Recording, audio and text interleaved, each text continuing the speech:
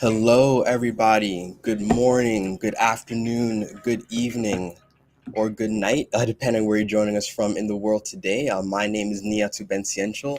I am the host of Avenue Career Thursdays, Act on Your Career, where it is my aim to help you job seekers to act with intention on your career and to bring your full authentic self to the process.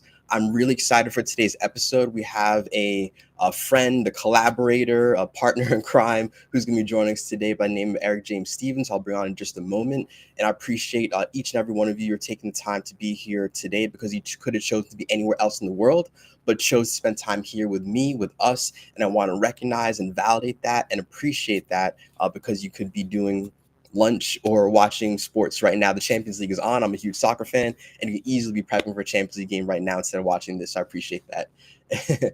So if you are joining us live, please let us know where you are watching from in the comments. Say hello, share, your name, what you do, where you're watching from. If you're going to catch the replay, please comment #replay.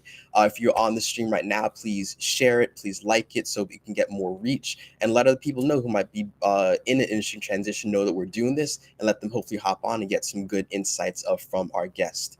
So with that said, let me bring on Eric James Stevens. Eric, how are you doing today? Hello, Niatu. I'm doing great. Thank you so much for having me here. I'm excited to be here. Thank you. Yeah, for sure. Welcome. It's a pleasure, and thank you once again for joining me. So, for those of you who don't know Eric, Eric James Stevens used to be a writing professor, but then COVID happened, and he was laid off, and then he hustled on LinkedIn to pivot into a new career in data analytics, which is why he's here today to talk about that transition. Since then, he's helped dozens of academics make career pivots and has been featured by LinkedIn News for his work. He's also in the middle of another career transition himself into product management. And I'm really excited to dig into, I guess in your case, it's two transitions that you did, and we're going to unpack both of those as we go through. Um, so yeah, I mean, welcome. And how's your week been so far, by the way?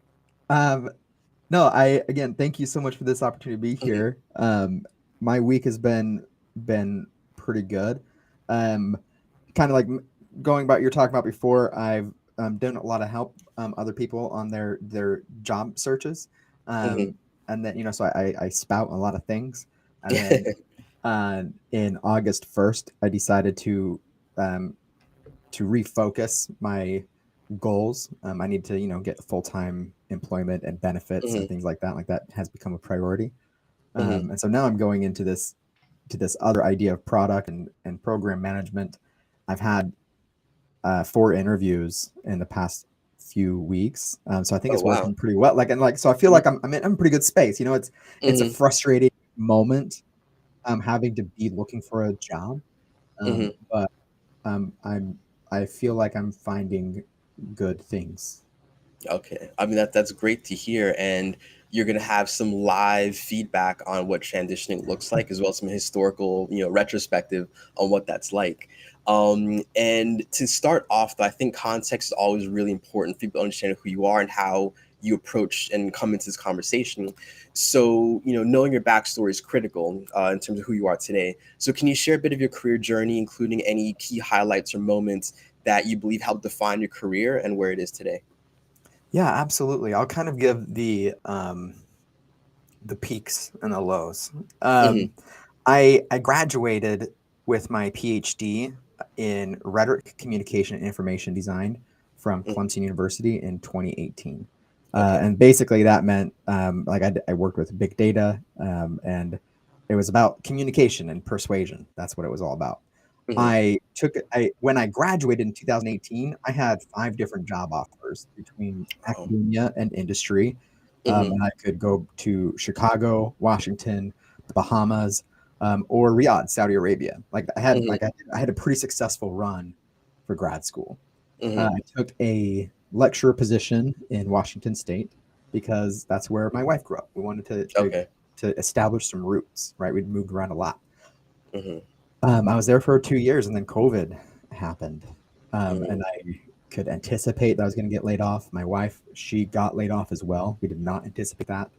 She Hmm. was 8 months pregnant at the time. Oh They would wow. not let us renew our lease, so we found someone who gave us a 6-week lease into a little tiny house. Hmm. We moved into that tiny house, put everything we owned into a storage unit, had a baby in that house. And then his name's Max. He's 2.5 or 2 years old now. And then we moved across the country to my parents' basement in Maryland. My wife and I, we had multiple advanced degrees, and here we were living in my parents' basement. It got really dark emotionally and really lonely. And so I decided to change my approach to LinkedIn. I had only been applying to jobs and applying to jobs and applying to jobs. And now I was like, I'm going to do something different. I'm going to start trying to give. I'm going to try to build something. And that's when I came up with Higher Ed, and that's how we met. That's how we first connected, and that it was August 2 years ago that I had that event of where I said, hey, I want to bring people together who are going through this experience, and let's know that we're not alone, and let's build a network. And so I hustled. Over 100 informational interviews. Wow. In less than 2 months, and for less than $250, I put together a 2-day conference with 280 people, 19 live workshops, and 9 panels that I moderated and live streamed to 3 social media platforms. Why? I didn't want to be alone. And I had to show people what it meant to hire me. I couldn't just go and say, I have a PhD, hire me. I said, go Google Higher Ed. Anything that you see that exists because of me. And this is something fundamentally that people should be doing on their own job search, right? Creating content, creating something, and engaging with people. That's what you need to be doing. So I decided to keep going with this thing. Like, rather, I was going to do it like a weekly series. And I wanted to do a special series or an episode on ed tech. Like, what does someone in ed tech want from someone like me to get a job? So I reached out to the CEO of a company, and I said that pretty much that same thing. What does someone like me need to do to get a job? And his first response was, I don't connect with recruiters. I was like, great, I'm an unemployed academic. Let's do that. And so he's like, okay, cool. And then he proceeds, like, we get on a phone call, and he tells me, here are all the reasons why I would not hire someone with a PhD. And I said, well, here are all the reasons why you should. Like, and I don't disagree with you, but things have changed. We have COVID now. People like me are in education. I don't want to. I'm a great hire. That's pretty cheap. That's logistically. So he said, and I told him, I said, I don't know what you do at your company. Give me 3 months. I'll be one of your best employees. So he hired me 2 weeks later. This is while I was actually, I had hired you, to resume, and I actually got a job offer while I was waiting for my resume back from you. And like, I'm so glad that all that happened, because like it was such a beautiful document. I appreciate it. And so I got a job. He asked me, he's like, do you know how to code? Do you know how to do SQL or Tableau? I was like, no, I've worked with data though. He's like, you can learn that. Why did he know that? Why was he able to say, I want to offer you a job doing something you don't know how to do, and I'm doing it confidently? It's because I was an engaging person when he talked to me, and I was building things. I was talking to people, and I was building things. And so I got the job. After 5 months, I got a promotion because I had met my 12-month learning goals.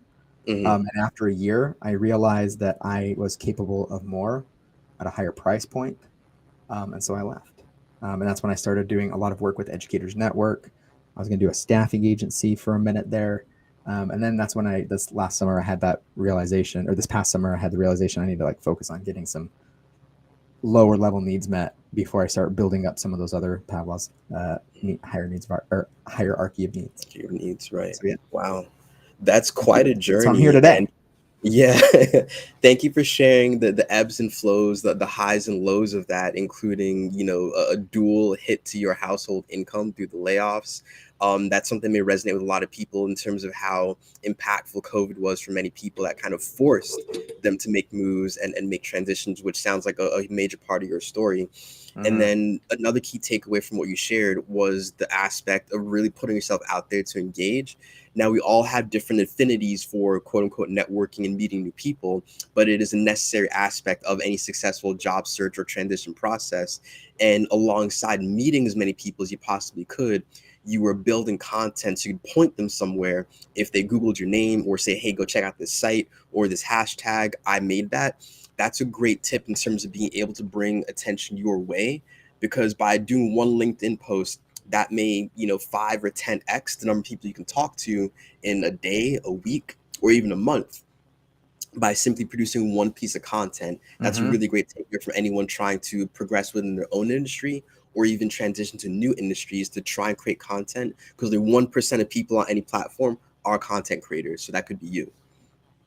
Yeah, I mean, and that's, and like, people kind of, they come up to me and they say like, what do we like, what do we write, and what kind of content do we create? Hmm. And I like my response to that is like, what would you be writing about if you were not looking for a job? Be writing about that. Hmm. Like people who are on this platform, that other 99% who are not looking for who are not creating content, they're looking for an interesting distraction.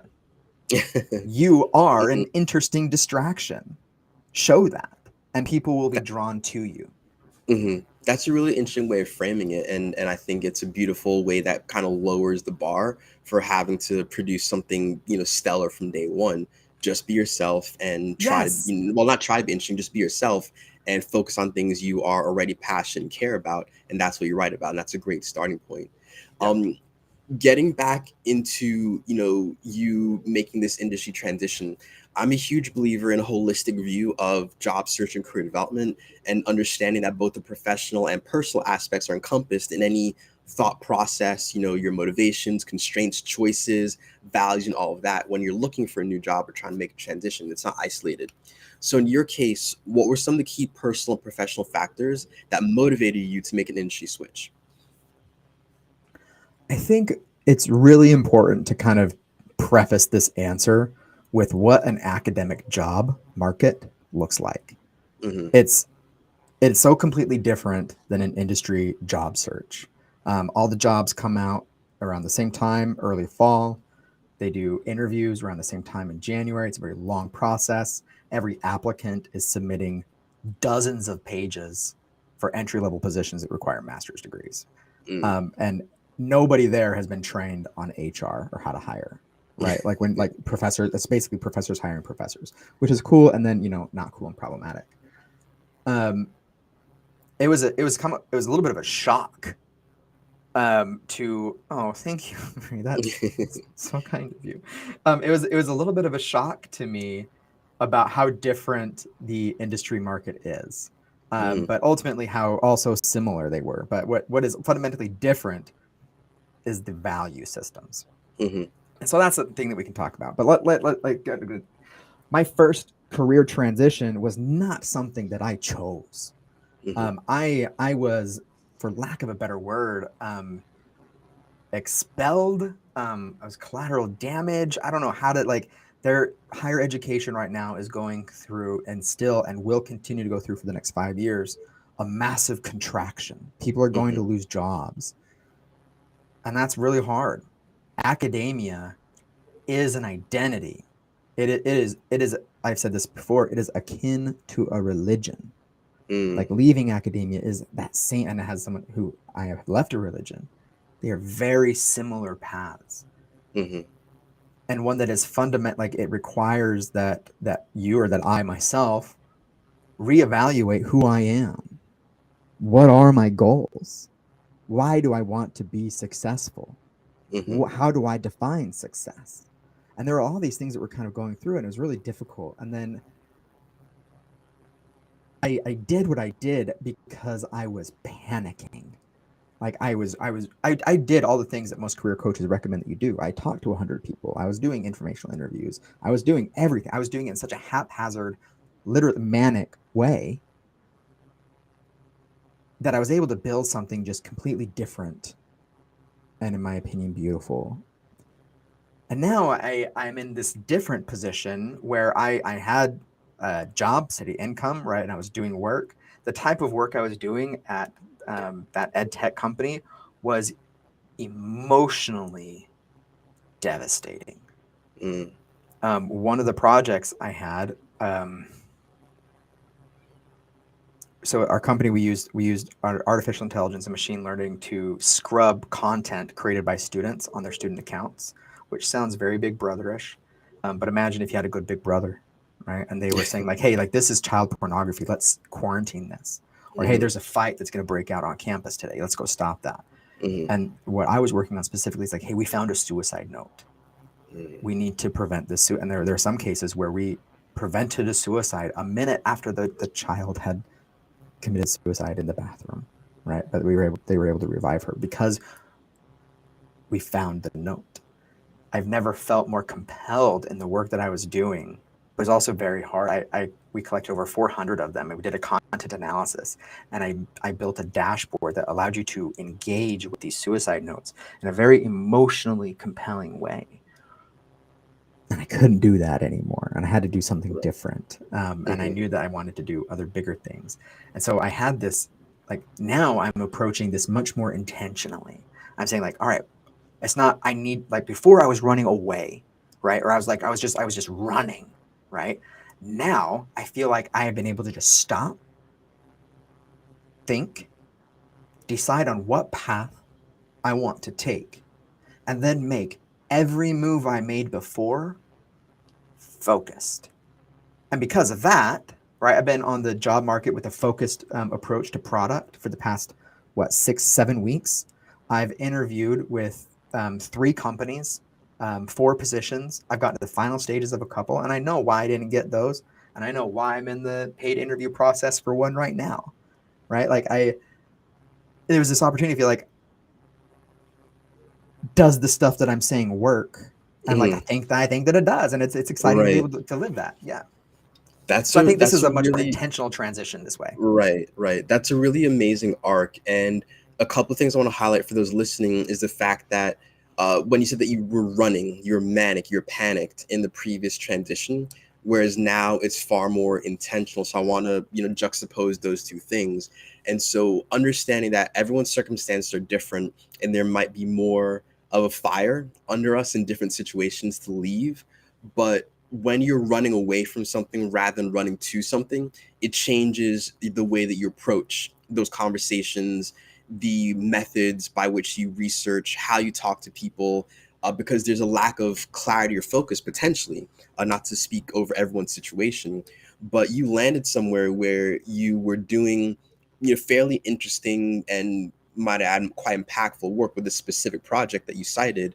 But at the end of the day, it's not something that your spirit, your emotions could support over the long term, hence the need to move once again. And so perhaps had you been able to dig into this company a bit more, understand where they're going with their big brother software, what the implications could be in terms of what you're going to learn, you may not have, is it fair to ask, would you maybe not have taken this job had you known where things could have gone if you'd been able to do more due diligence? I think that's a really complicated question that's hard for me Hmm. to answer because there are so many Fair. variables, right? Because Hmm. Right, when I right. got this job offer, right, I was literally living in my parents' basement, Hmm. and I needed to get out. Circumstances, So life. it was circumstantial, right? Hmm. Um, I think that I'm really trying to figure out, like, was I paid what I was worth? Like, I got hired on at $50,000, right? To be transparent about that. That was about $2,000 more than what I was making as a lecturer teaching. Hmm. Okay. Hmm. Um,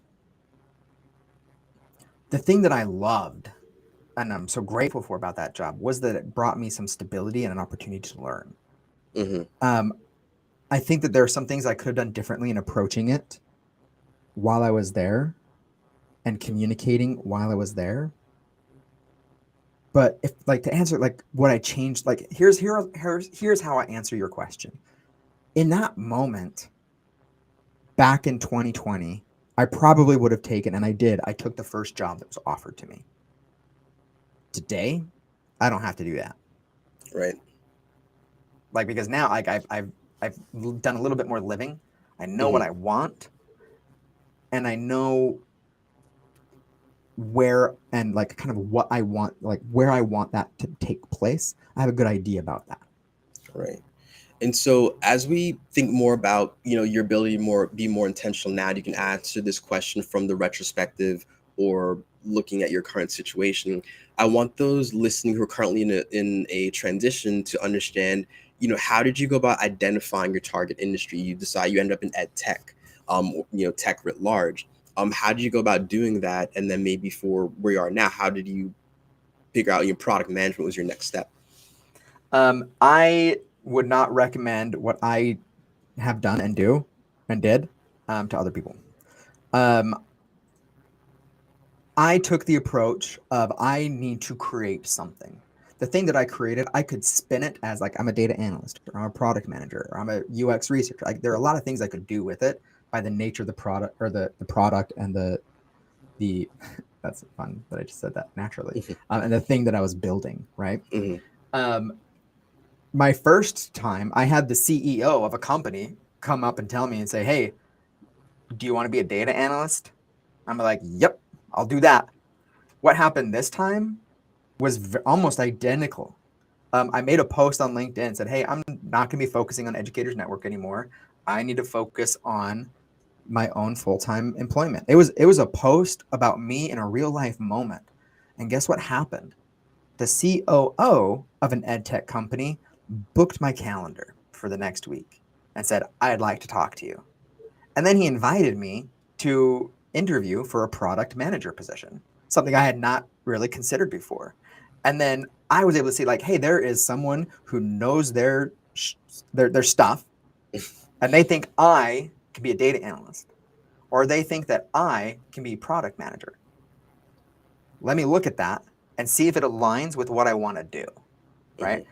And here's how I know if it aligns with what I want to do. And this is the recommendation that I would make to people who are trying to figure out what is that path.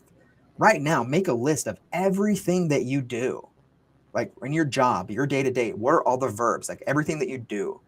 Now go back with a highlighter and highlight all the things you love doing. What you're doing is reverse engineering a job path. Job titles work very synonymously with each other.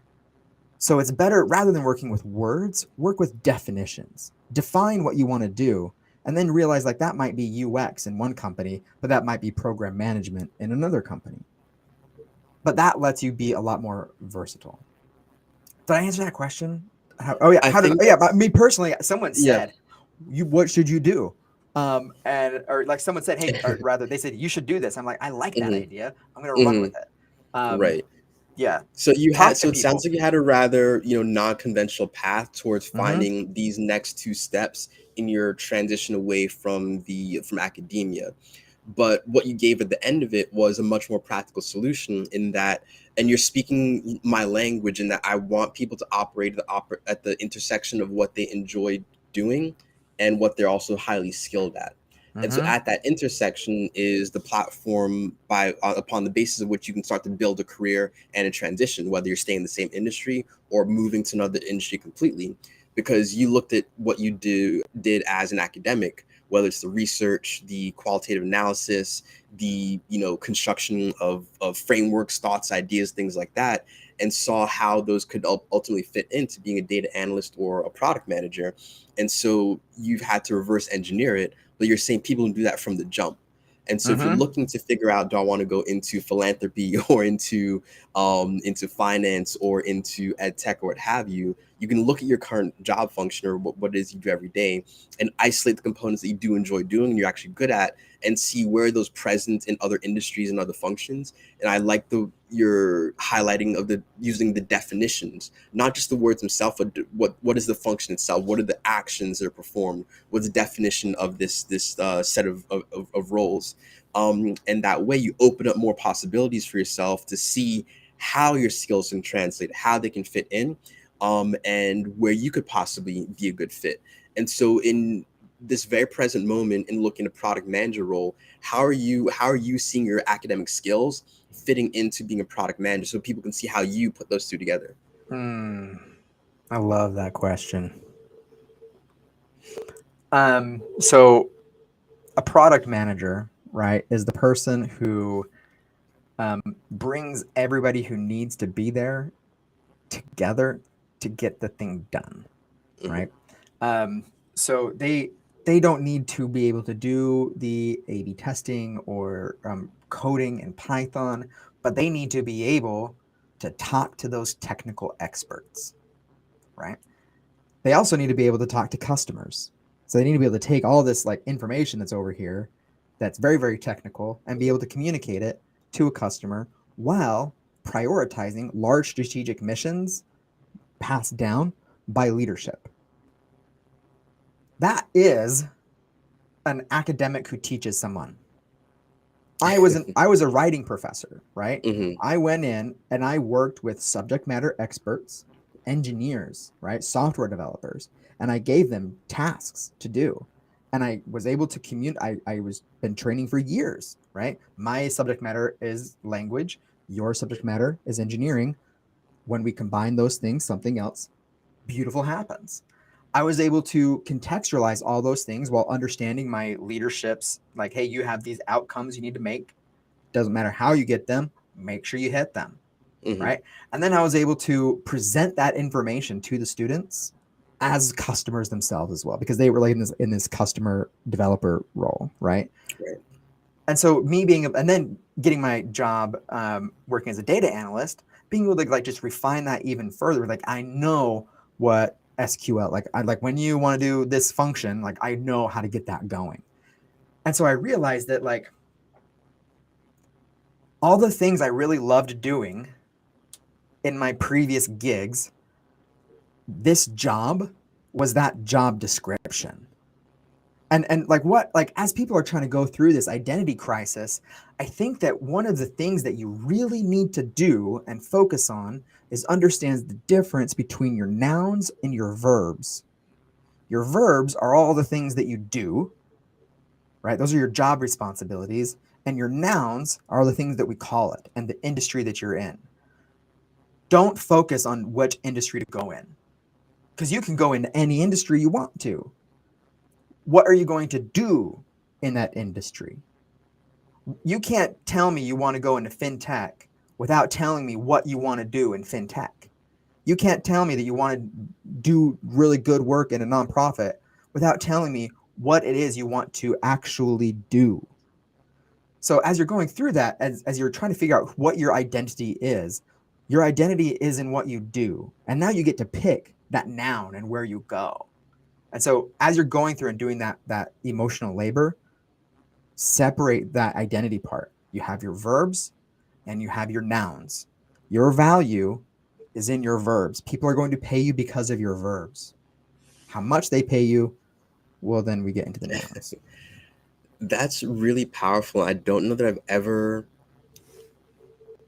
heard it broken down in that way, and I guess it would take a professor of rhetoric to come up with that definition and conceptualization of it. But I think it's really helpful, so I hope that everyone listening was able to kind of walk away with something there. The bridge to your career transition that you need to walk over is examining what you do, the things you can execute, what you can produce, what you can create, if I'm which are all verbs, right? And by understanding very clearly what you can do, you can figure out how to repackage that in the language, the nouns of the new industry. And so it's just switching up the verbiage in terms of what the outcomes you used to produce are into the outcomes that they want you to produce. I love that. Yeah. So right, that's what I'm Yeah. hearing from you, and that makes perfect sense. And so in efforts of doing that, how did that impact your career platform? How did you change your marketing materials? How did you change how you spoke to people to make sure that your new audience could see the value that you're bringing to them? No, this is great. So I want to kind of let's do this like let's contextualize what actually happens when someone is being recruited, right? On LinkedIn. So you have a recruiter. I've talked to a whole bunch of them. They can go through 100 profiles in an hour to make a decision about whether or not you move forward. Okay. And let's say they block out 2 hours of their day to look through this. That means that they're going to look at 200 profiles. That gives you a problem, two problems. One, how do I get highest on that list of 200? Problem two, how do I get remembered after that list of 200? You do that by creating content, by creating deliverables, right? How fast you get up high, how high you get on that list depends on what words you are using to do that. When I was focusing, and here's what I mean, when I was focusing on data and analytics, I went into my education section where I had never done any experience with data analytics, and I put in this sentence. I said, even before I learned SQL and Tableau, I loved storytelling with data. What did that just do? That put the words SQL and Tableau tagged with a date timestamp dating back to 2012 or whatever that started, right? I'm Mhm. understanding fundamentally that I'm engaging with an algorithm before I engage with a person. So what words is a recruiter going to use to find you and your job? This is why it's important to focus on the verbs. They're not searching for fintech, they're searching for analyst, right? And so what I did, I was really focusing, I was using words like SQL and Tableau, visualization, data.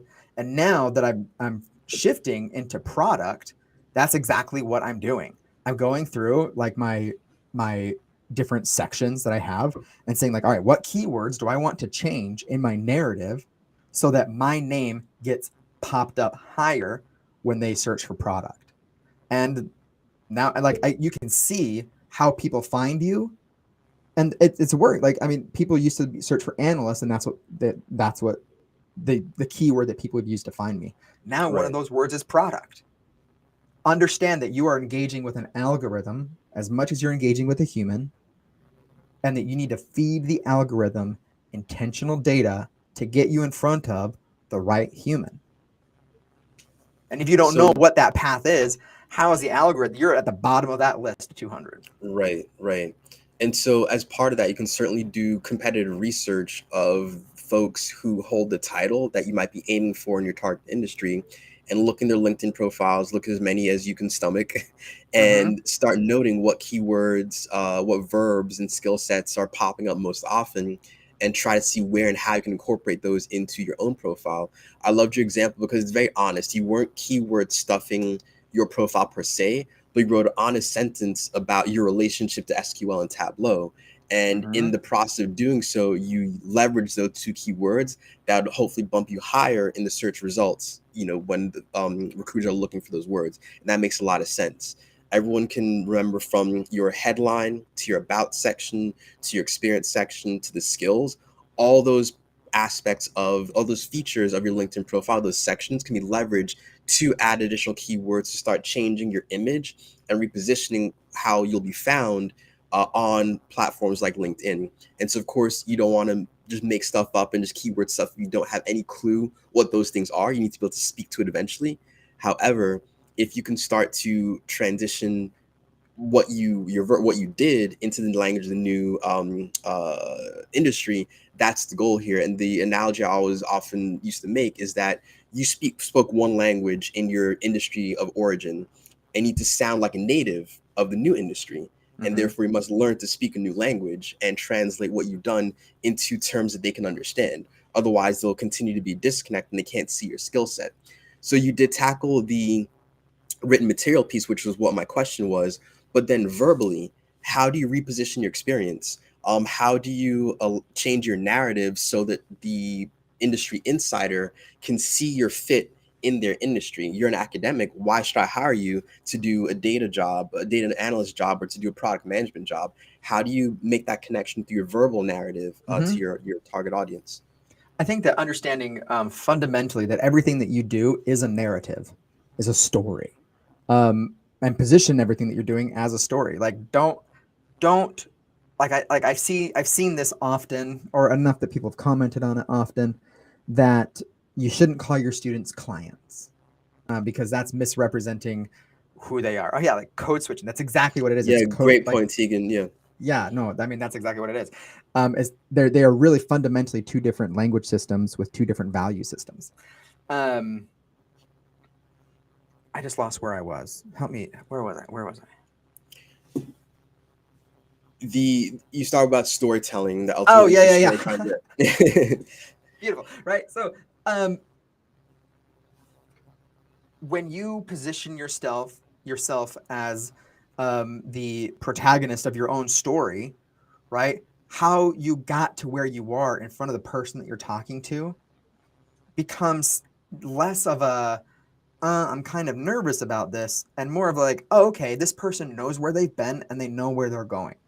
Like if I just come as like, yeah, like I did data analytics or I did I used to be an academic, and now I did data, and now I'm doing product. That might look like I'm just job hunting. I don't know what I'm doing, right? Which may or may not be a little bit true. When I craft my story and I'm talking to people, you fill in the details with compelling stories. This is how you get remembered after the 200 profiles, is that the stories that you're using are good stories. They're good, compelling stories.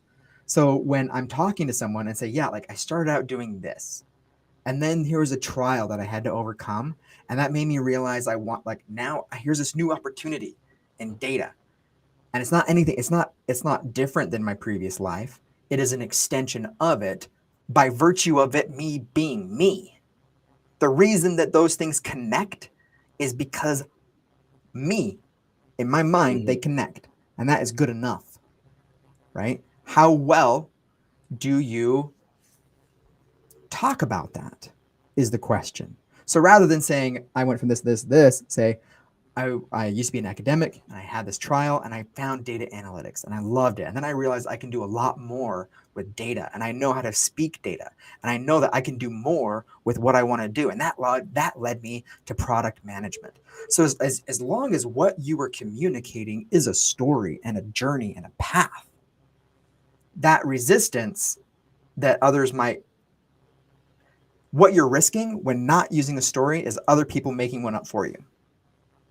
People are story driven.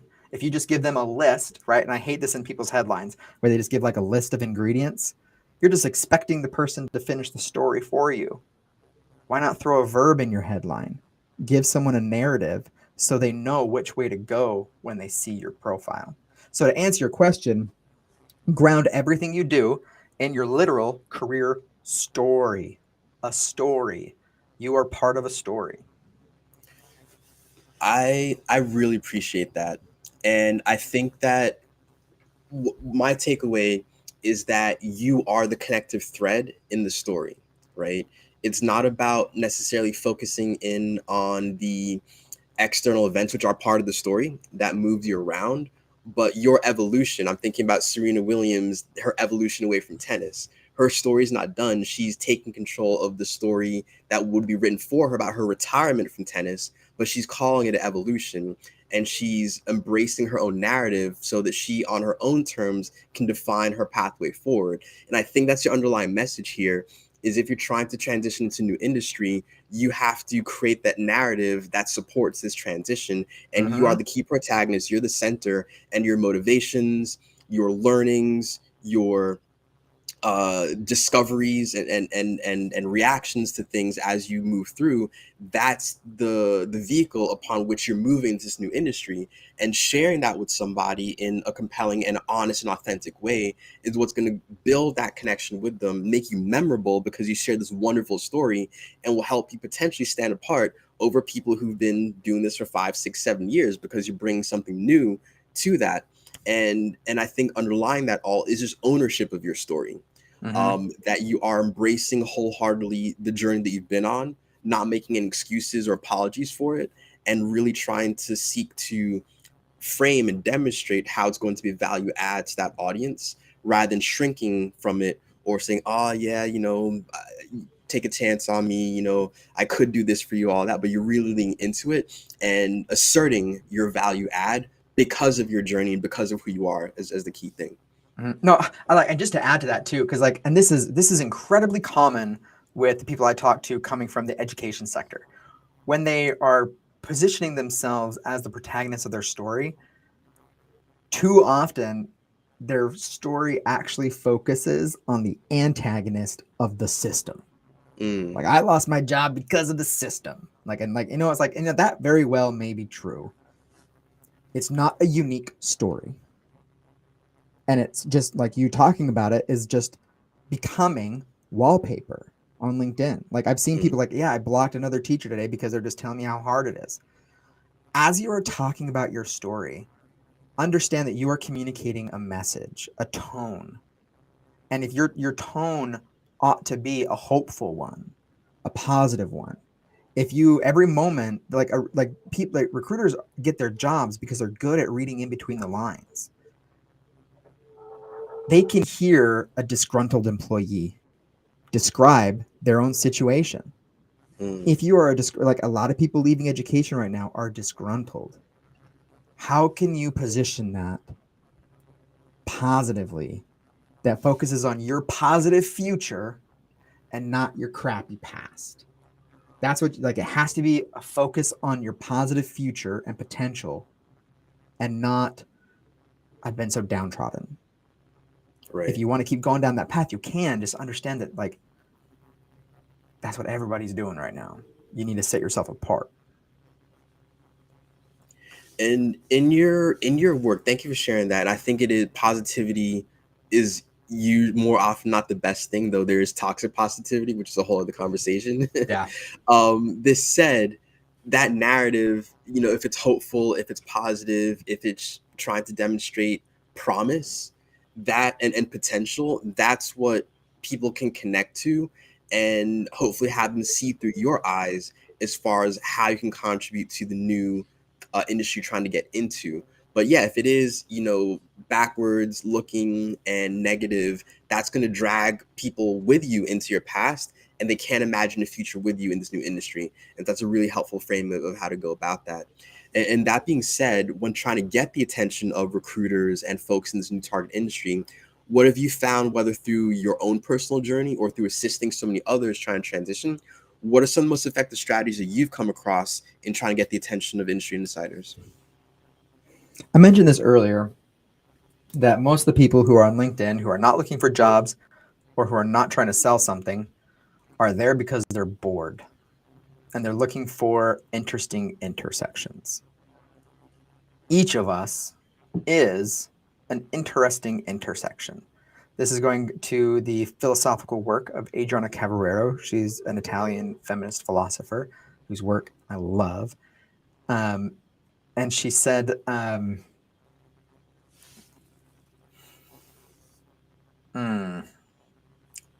she talks about how we are called into being by the voice of the other. Like we exist because we hear someone's call. And so the reason I'm bringing this up right now is because a word that I love, I'm a person who loves words, is the word resonate, right? When something resonates within you, like it is physically changing you and your body. And she believed, and she articulated, like in the same work, right, that we are, each of us, in her, like I used an interesting intersection. She used the words unrepeatable and unique. Each of us is unrepeatable and unique. We all have stories. The more you try to focus on meeting and letting your story be shaped by your audience, the less your story becomes yours. In these first stages of development of your career narrative, consider yourself your own audience. Write for you. When you write a post, you are not writing posts for likes. You are not writing them for engagement, for comments, or anything. The reason you make a post is so that when a recruiter lands on your profile and LinkedIn tells them to prioritize your recent activity as a determining factor, which they do, right? Recent activity is one of the first things that pops up. They're going to get a sense of who you are. Who is Niatu? Not based on what he has been doing for the past decade. What has he been writing for the past 10 days? That's why you create content, so that you establish a credibility, a reputation. And if there are people that are engaging with it, that's really cool, right? But before you can start trying to get the attention of industry insiders, you got to know what the hell you want first. You Mm-hmm. got to know where you're going. You got to know which industry insiders you want to be on the inside circle with. And until you do that, there's no point in trying, because as soon as you approach that circle, they'll be like, WTF, why are you here? Right? But if you have strategically positioned yourself, you will get invited into those circles. Once you have established that path and that voice and your story, create it, share it, write it, create, do. And then people will come. People will follow. That will happen. Let them feel you before meeting. Yes, right. That's great, I am Tegan. like I am. My background is rhetoric, right? This is pathos. This is an emotional connection to other people. Establish that, and beautiful, beautiful things happen. That's really powerful, and I think that's one of the biggest fears people have before they start creating content is who's going to read it, are they going to like it, what's the Mm-hmm. reaction going to be. And as a content creator who's been doing it for 3 years now on LinkedIn, those were 100% my initial thoughts, those are 100% my initial fears in putting things out there. And it's easier said than done, but you have to let that go, especially Mm-hmm. within the setting of a job search. Because for me, my profession to a degree relies on me producing content, right? So part of Mm-hmm. my job description almost. So I'm in a slightly different boat. But for you out there as a professional, this is a new way to open up opportunities to come to you because you're putting yourself out there and demonstrating who you are. And I love that you're saying right for you first, and the other things in effect will follow. And Mm-hmm. if you never get more than 2 likes, that's okay, because in the LinkedIn world, your profile is going to get bumped up higher. So this is strategic as much as it is emotional, just a chance to express yourself. No, And so exactly. I mean, those two things can coexist. yeah, and it was F. Scott Fitzgerald who said, "Write because he said, don't write because you want to say something. Write because you have something to say." Um, People can see through BS content, Hmm. and they can also feel real content. Right, Make right. it real. Yeah. And so to that point, in terms of, BS content, maybe I'll use it as a segue. What are some of the biggest mistakes you made in trying to transition? And hopefully you didn't put any BS content out there. Oh no, I totally did. Like I said, I produce content manically. Like if there's one thing, if there's a big mistake that I'm making right now, is that I'm not paying attention to my user base enough at this point. Like I've done a lot of the like introspective. I know my story. I'm going to start sharing it, and people are started coming to me now. And now I'm like, I need to do better about refining what I'm doing for the people who want to listen to the things that I'm saying. Some of the big mistakes that I would make, I would do a lot of live events, and I would just create. Um, Sometimes people will post they did like 100, they reached 100 Canva designs. I think I'm up to like 400 now, like with just like my like having it like just for a couple months or so, because like create. The biggest mistake I would make are my timestamps. I say like an event is happening in this day, and I would do this. Um, I would say the biggest mistake.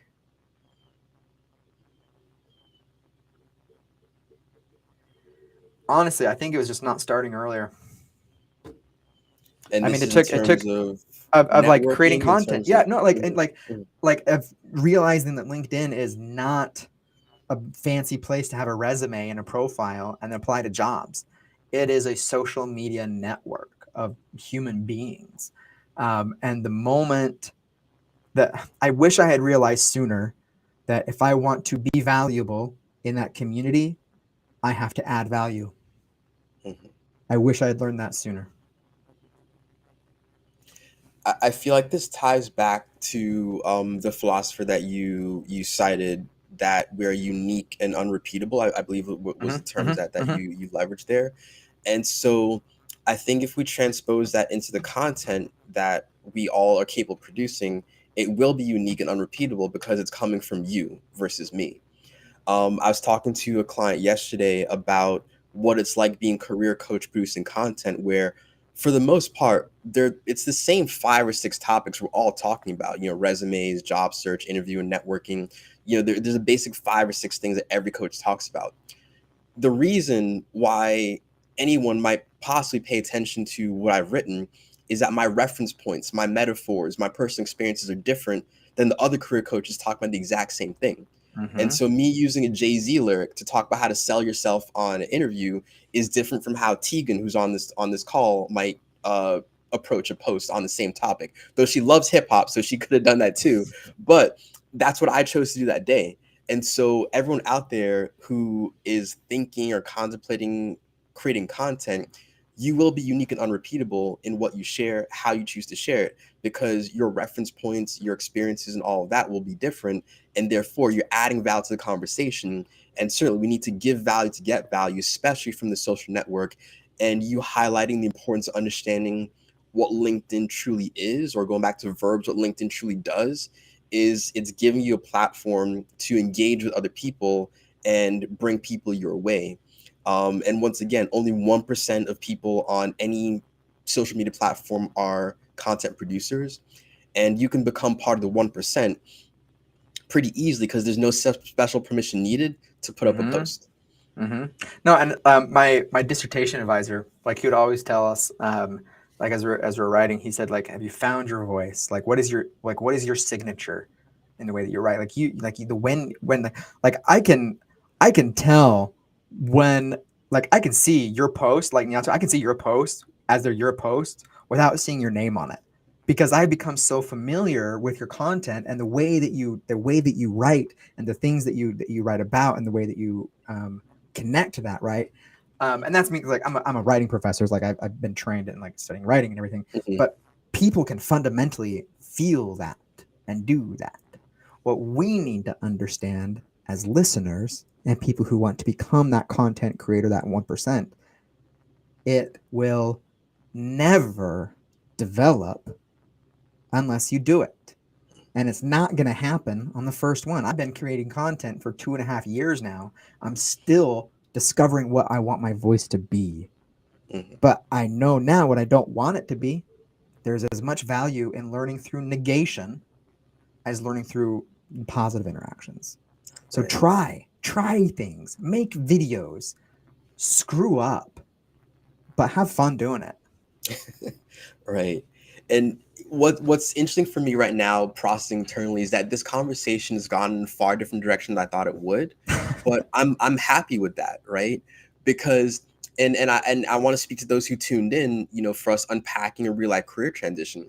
I think we have done that in that we've gotten a real life story of how you were forced into your first career transition by a global pandemic, but also through an industry that was heading for trouble probably anyway, in terms of higher ed. And so there was going to be contraction and layoffs regardless, because it's kind of a runaway train with costs and competition, all this stuff. Whole other conversation.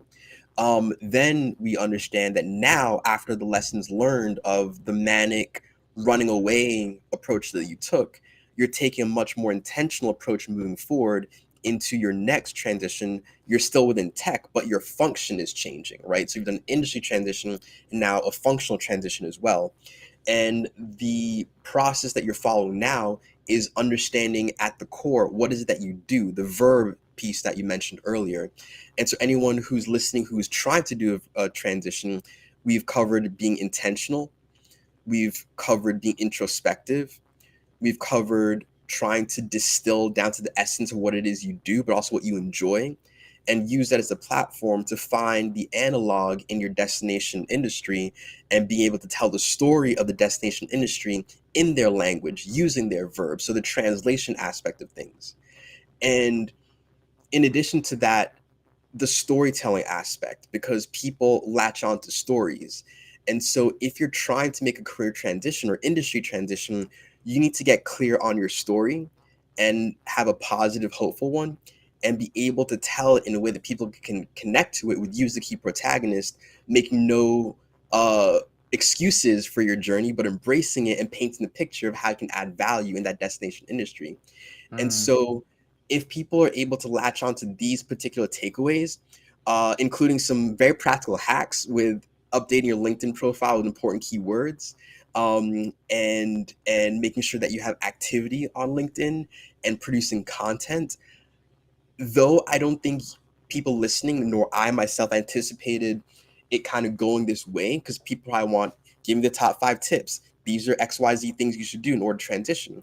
We're not getting that, but I think we're getting something that is a much richer and deeper understanding of kind of the internal process, and then the external manifestation of storytelling and understanding of what it is that you do and who you are, and developing a voice, those I think are very practical takeaways people can implement. They might not be the easiest ones because that's what we often want. Mm-hmm. You know, give me the top 5, you know, how to do this. That's the articles people click on. But I think this is deeper, and I think will have more long-term benefit for people doing transition than us having just had a top 5 conversation.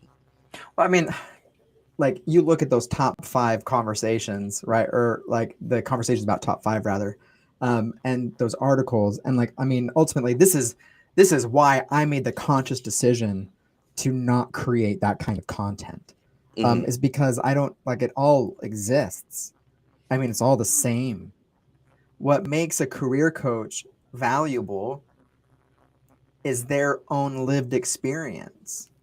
What one career coach says between another career coach, honestly, not much variation, fundamentally, abstractly. How it's applied is different. And when we understand that each of us is unique and unrepeatable, a top 5 list is not going to be helpful because the top 5 list is just what is most common. Right. One option is to go and figure out what are the top 5 things to do. What you're doing is admitting and acknowledging that you're not ready to act.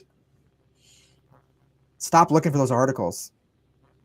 Start connecting to people, to stories, like we're doing here, and then understand that you are living your own story, and that your best practice, the thing that you're probably your gut that you want to do, is probably on that list of top 5 anyway. The more you Right. focus on your own journey, the faster you are going to move forward on your own journey. Right. That's awesome, and I think a really great place for it to start to wrap up. Um, what's coming to me right now is I don't care if only 1 or 2 people ever see this stream. I hope those 1 or 2 people are really impacted and helped by what was shared here today. I really appreciate the perspective that you brought. And, you know, again, I didn't anticipate this being the direction, but I'm grateful for the journey that we went on in this conversation because it's had me sort of reconceptualize how I can support my clients in helping them think through a transition of any sort, whether it's industry or function, and how to get down to the roots of what it is that they do in order to be able to tell a more effective story about that, whether it's in, you know, me helping them rewrite their resume, help them figure out how to position themselves and the stories they plan to tell going forward as they try to connect with new audiences. I think this has been a really revealing conversation. I hope that everyone who got to watch it, you know, felt really supported and blessed. And I hope that you can, you know, I hope you share it and let other people get access to it as well. The last couple of questions, these are my standard questions I like to ask everybody, is if you were to go back and talk to younger Eric, what advice would you give your younger self about career development based on, you know, what you know now? Um, I wish that the first time I ever remember seeing LinkedIn and what it was, I was an undergraduate student, and I thought it read Lidocaine, which is like a werewolf thing, and it was like the Okay. height of like Twilight and all that stuff Hmm. that was going on, and I was just like, I am not interested in that at all, and I never reassessed that for a long time, and then I found out what I had the error that I made. It's LinkedIn, not Hmm. Lidocaine or whatever the word is. And I made an account and then I just kind of left it there. I wish I had been just 30 minutes a week on LinkedIn from grad school. I mean, from my undergraduate career. Hmm. Um, I mean, I wish I would have been participating earlier. Everybody says that 80% of the jobs that exist are on the quote hidden job market. They're only hidden because we opt to not engage. That's a powerful takeaway. Yeah, engagement. It's crucial. And again, so it's the I think it's called the 99-1 rule about social media platforms writ large. So I've been referring to this whole time. Mm-hmm. 90% of people on any social media platform are observers. They don't interact. They don't engage. They look. They lurk. Some people would say. Mm-hmm. Mm-hmm. 9% engage, leaving comments, liking stuff. 9%, and again 1% are content creators.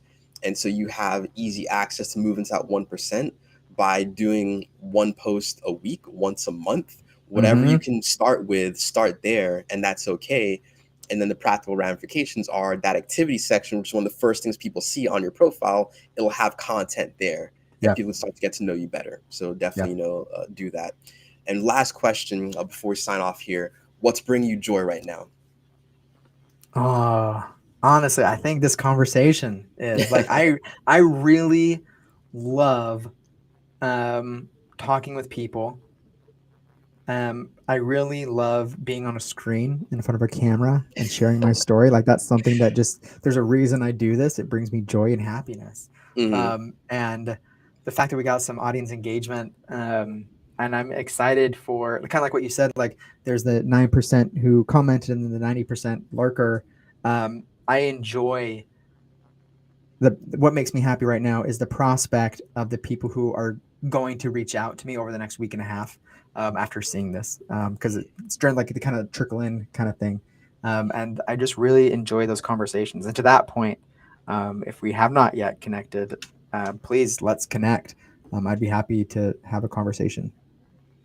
Awesome, awesome. Thank you so, so much, Eric, for joining me today. Where can people learn more about you? Where can they follow you? And hello, Danielle. Thank you for saying hello. I do most of my activity is on LinkedIn. Hmm. Um, I have some stuff on Twitter. Educators.Network is the website itself. That's the URL, educators.network.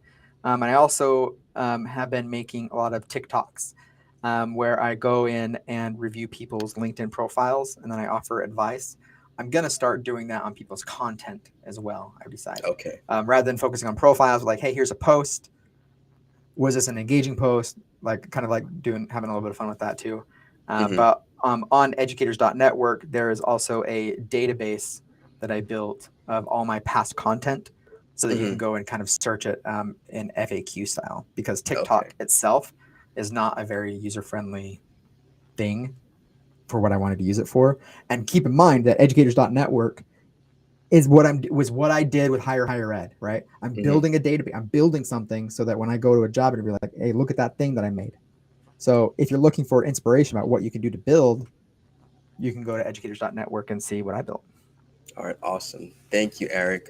Thank you to every single one of you who tuned in live. Thank you to those of you who are catching the replay and watch till the end. We appreciate your time, your attention, and your engagement, and look forward to seeing you again. I'll be back on the 29th of this month with another great guest. So please tune in then. And until then, have a wonderful rest of your day and week. And, again, act on your career, add on your career Thursdays. Nia Ben Central signing off with Eric James Stevens.